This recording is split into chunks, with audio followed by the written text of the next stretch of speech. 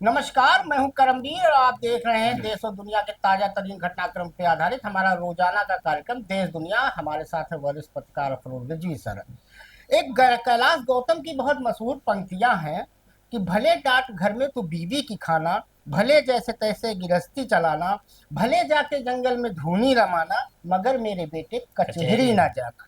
कचहरी हमारी तुम्हारी नहीं है, कहीं से कोई रिश्तेदारी नहीं है, अहलमत से कोई यारी नहीं है, और तिवारी था पहले तिवारी नहीं है। क्या जी बात। हाँ। तो आज का मुद्दा शुरू करते हैं। आज जुमे का अलविदा का नमाज था। आज पूरे प्रदेश और देश भर में मनाया गया। मुबारक दिन लेकिन था। मुबारक दिन था, लेकिन एक चौंकाने वाली बात यूपी में कुछ जिलों में देखने को मिली। हालांकि राजधानी लखनऊ में ऐसा नहीं देखा गया कि ड्रोन से निगरानी की गई कि छत पे लोग नमाज ना पढ़े।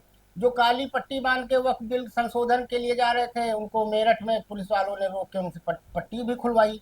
तो आज इसी पर बात करेंगे कि सर ये क्या जुमे की अलविदा नमाज थी, क्या हुआ कुछ जगहों पे।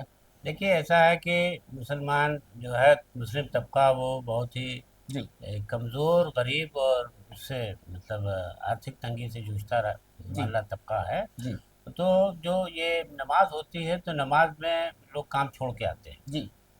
तो अब वक्फ बिल को लेकर के जो जमीयत इस्लामी या जमीयतुल उलमा या जो भी मुस्लिम संगठन है, हम्म वो जब भी किसी भी मुद्दे को लेकर के विरोध करते हैं, हम्म तो वो जुमे के दिन रखते हैं हम्म। ताकि उनको एक साथ पूरे समाज के हाँ हाँ, लगभग लोग मिल लोग मिल पाए। जाएं जी और वो अपनी बात बता दें कि हम आपके मुद्दे को लेकर के सरकार से जी। लड़ रहे हैं और इसको हम जीतेंगे। हम्म बहरहाल वो अपना दावा करते हैं, लेकिन हम्म अभी आज ये जो वक्फ बिल को के लिए क्यों हुआ है, तो हम्म ये पिछले कई दिनों से हर जुमे को मस्जिद में होता है। हम्म। तो हर जुमे से मतलब पूरे साल में जितने भी शुक्रवार नहीं आते नहीं हैं। सर, लेकिन सवाल ये है कि ये ड्रोन से छतों की निगरानी करना।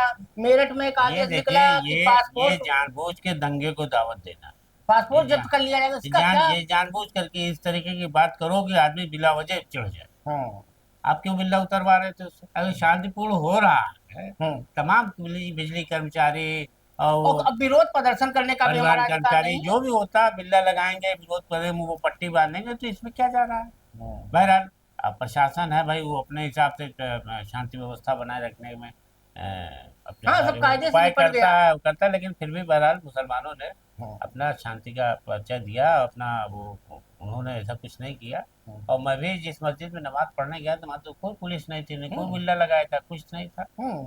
लेकिन बहरहाल विरोध प्रकट करने की तरीका है। सर, एक महोबा की बड़ी विचित्र घटना सामने आई है। एक 20 साल की लड़की है रोशनी। उसे 4 साल में 13 बार कोबरा ने काटा और वो मरी नहीं। आज तक उसका इलाज फिर चल रहा है, फिर उसको कोबरा ने काट लिया, फिर वो भर्ती है। अब बताया जा रहा है कि उसको जब वो सांप आता है तो दिखाई दिखाई नहीं पड़ता है, और उसी को खाली का पूरे गांव में उसी को काट रहा है। ये क्या है सर चक्कर। अब ये देखिए, ये तो जब ये वाकया गया है हॉस्पिटल, जी और वहाँ से पुलिस को, और उसमें जो है मतलब ये जो फॉरेंसिक डिपार्टमेंट है या पुलिस का वो वाला हम्म डिपार्टमेंट है, इसको खोज करनी चाहिए कि सांप को हम पकड़ें जी और देखें कि वो बार बार इसको क्यों काट रहा है। हम्म तो ये जो बार बार हो रहा है कि उसको साल में 13 बार उसने काटा। जी तो बहरहाल घर वाले उसको इलाज किया। अब घर वाले भी ये समझने लगे हैं इसमें कहीं कोई किसी ने तंत्र मंत्र किया है, जी क्योंकि उसकी माँ, उसका जो मैंने स्टोरी पढ़ी तो उसमें ये पता चला कि उसकी माँ कह रही है कि ये किसी ने हम्म तंत्र मंत्र किया है, और उसी के तहत इसको ये 12 बार, और भी बच्चों के साथ रहती है, सिर्फ इसी को नहीं काटता है और किसी को नहीं काटता था। हम्म। और लेकिन सांप अगर आता है तो इसकी आंखें धुंधली हो जाती, भाग नहीं पाती। और ताजू बात है, कोबरा जैसा सांप अगर काट ले तो पानी अब ना मांगे हैरत आदमी। की बात यह है कि कोबरा काटने के कुछ ही क्षणों में तो आदमी तड़पने लगता और है। 14 बार। और 14 बार काटा है, तो ये सही बात है कि कहीं ना कहीं कुछ इसमें है। और ये तो वैज्ञानिकों को चाहिए कि इस पर शोध करें, देखें कि एक लड़की को 13 बार सांप ने काटा है, तो आखिर क्या बात है।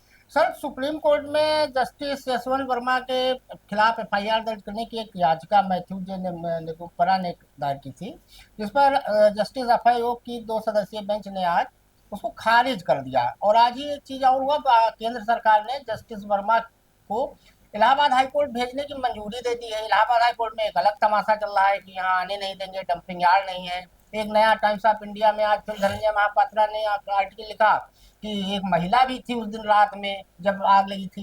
ये जस्टिस वर्मा वाला मामला तो सुलझने के बजाय और उलझता जा रहा उलझता है। जाता है। क्या कहेंगे अब सर? देखिए, ये जस्टिस वर्मा जी ने जो खुद अपने बारे में कहा है कि मैंने मैंने या मेरे परिवार के किसी सदस्य ने हम्म, जिस कमरे में आग लगी थी, जहाँ ये नोटों का पूरा हम्म, बताया जा रहा है वाकया, हम्म।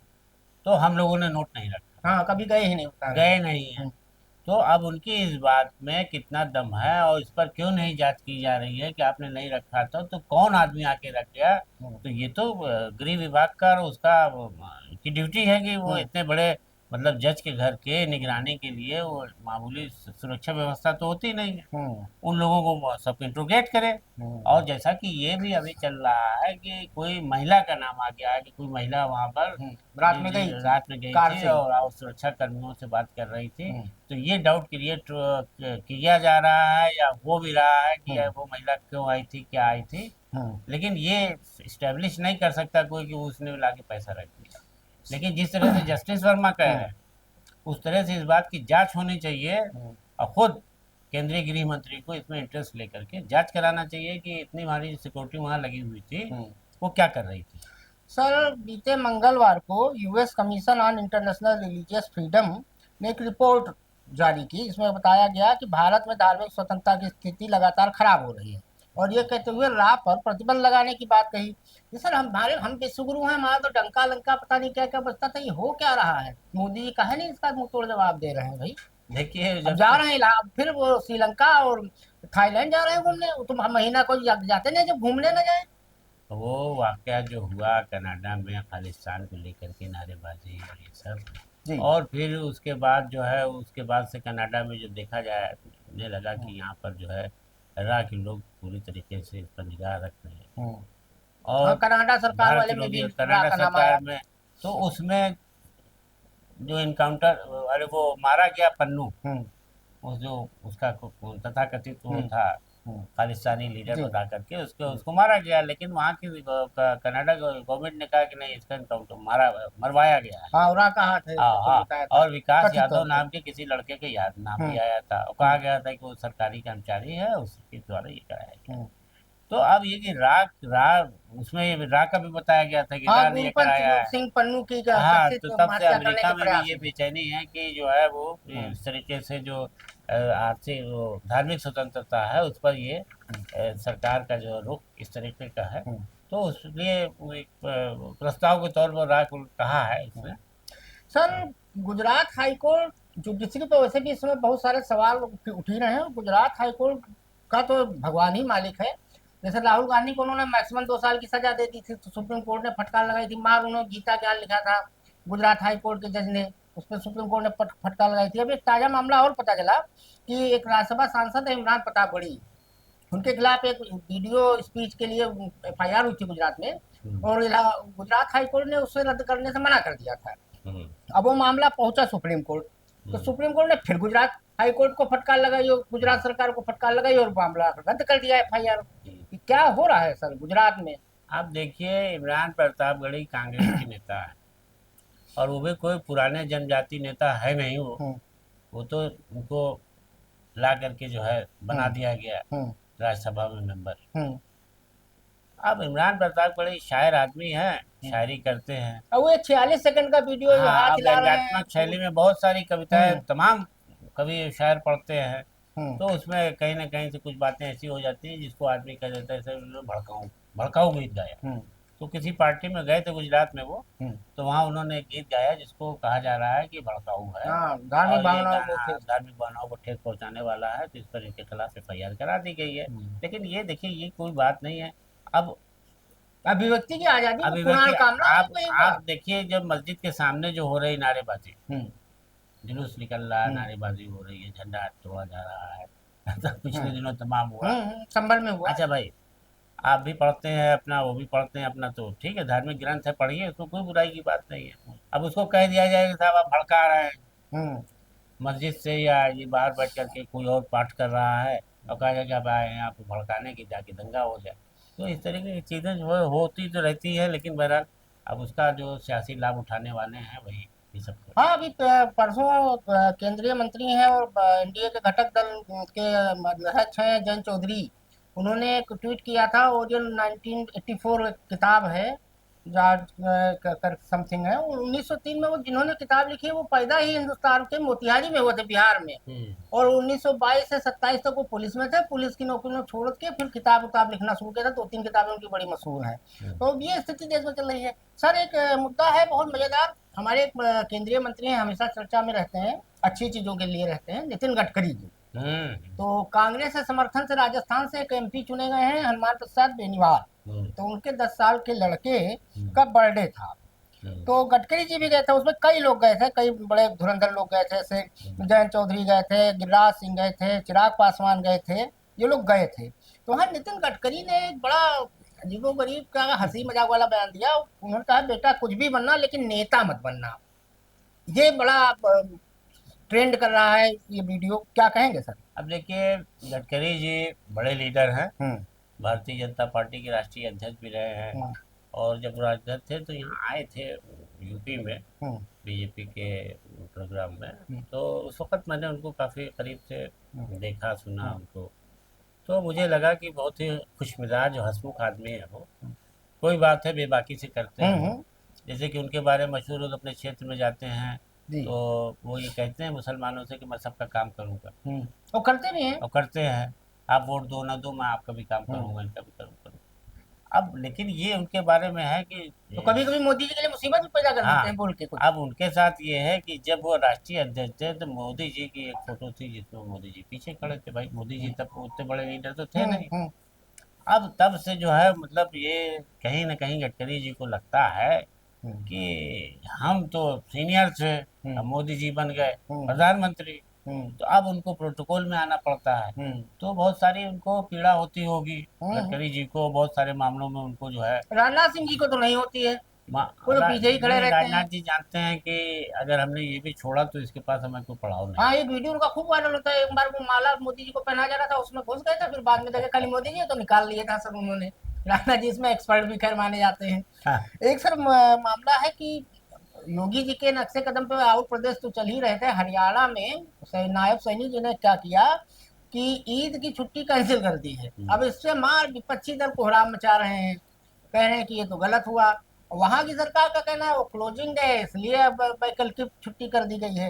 ये ईद होली ये सब पहले नहीं हो, 10 साल पहले मैंने कभी नहीं सुना इस सब के लिए। मैंने अपने पूरे जीवन में देखा कि मस्जिद को तिरपाल से ढका जा रहा हो, ईद की छुट्टी आप बंद कर रहे हैं, होली अब मुझे 3 दिन की दे रहे हैं।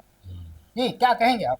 अब मुझे ये लगता है करमवीर जी की ऐसा लगने लगा है कि कहीं न कहीं इन सब लीडरों को ये लगने लगा है कि हमारे कामों की समीक्षा होगी तभी हमें आगे विस्तार मिलेगा। अगर चीफ अच्छा, 100 में मिनिस्टर 100 नंबर वाला मामला है। हाँ, तो चाहे वो संघ करे चाहे बीजेपी करे, तो कौन कितना ज़्यादा कर दे हम्म। मुसलमानों को तंग करने के लिए, हम्म। तो हमें तो वही दिखता है कि ईद की छुट्टी कैंसिल करने क्या मतलब औचित्य समझ में नहीं आता। होली होली पर आप कहिए कि मुसलमान काम करे, हम्म। हिंदू छुट्टी मनाए, अगर ये कॉन्सेप्ट है हम्म। कि ईद पर मुसलमान छुट्टी मनाए, हिंदू काम करे। हम्म। लेकिन ये तो एक सार्वजनिक अवकाश है, वो मिलजुल करके कि भाई आपने होली खेली, हम आपसे गले मिलने आए, और पूरा समाज एक दूसरे से मिलता है ईद में हम्म। गले। होली होली मिलन होता है, ईद मिलन होता है। लेकिन अभी छुट्टी कैंसिल करने से एक पैनिक क्रिएट किया गया है। हम्म। इसका असर अब देखिए कहाँ तक जाता है। सर देश के 284 अरबपतियों के पास कुल जीडीपी का 1/3 संपत्ति है, जो चीन से भी ज्यादा है। अब अगर देखा जाए तो मोटा मोटा अडानी समूह ने एक साल में 1 लाख करोड़ से ज्यादा की संपत्ति अपनी बढ़ा ली। अब उनकी दौलत 8.4 लाख करोड़ रुपए हो गई। आम आदमी जो है उसकी पिछले 10 साल में कमाई आधी हो गई। अमीर अमीर होता जा रहा है, गरीब गरीब होता जा रहा है, मध्यम क्लास का तो पूछे ही नहीं, भगवान ही मालिक है उसका।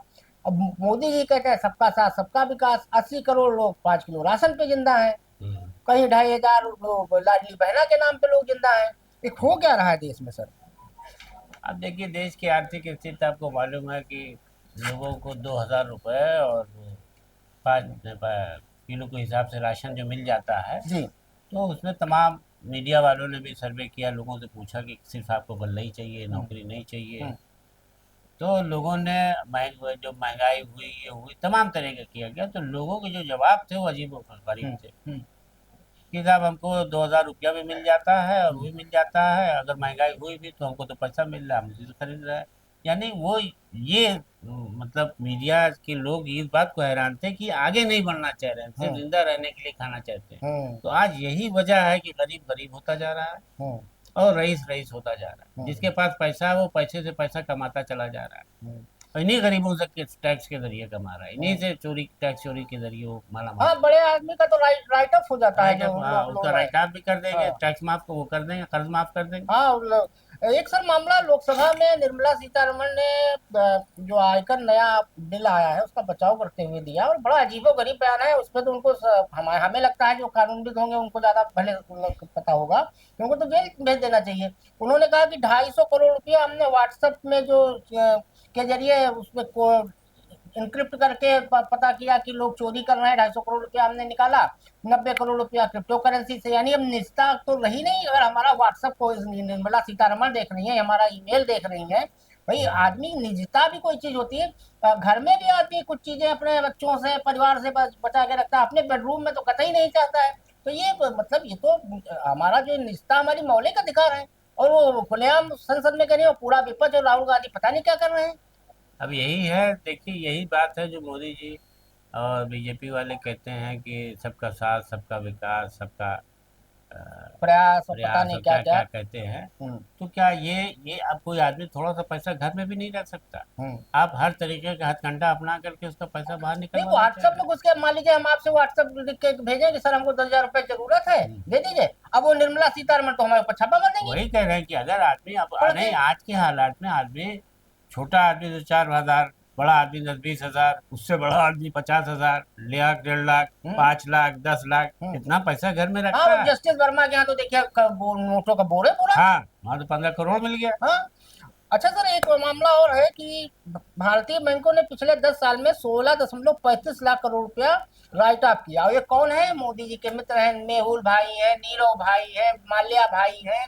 और मोदी जी जब आए थे 2014 में, तो उन्होंने कहा था काला धन लाऊंगा, भ्रष्टाचार मिटाऊंगा और दाऊद को लाऊंगा। दाऊद को तो खैर छोड़िए, ये नीरव मोदी और मेहुल और इन्हीं को नहीं ला पाए आज तक। और 16.5 लाख करोड़ रुपया इन्होंने माफ कर दिया। यहाँ किसान सुसाइड कर लेता है, उसका कर्जा वो जब रहता है उसके ऊपर, बैंक वाले उसके ट्रैक्टर उठा ले जाते हैं। क्या कहेंगे सर? अब देखिए, मोदी जी जब प्रधानमंत्री बने थे हम्म। तो उन्होंने दो नारे बहुत तेजी से दिए थे। जी। एक तो ये, जब वो टैक्स लगाया इन्होंने, हम्म। ट्रेड टैक्स और ये टैक्स और वो हाँ, टैक्स, जीएसटी लाए जब। जीएसटी यहाँ लाए जी।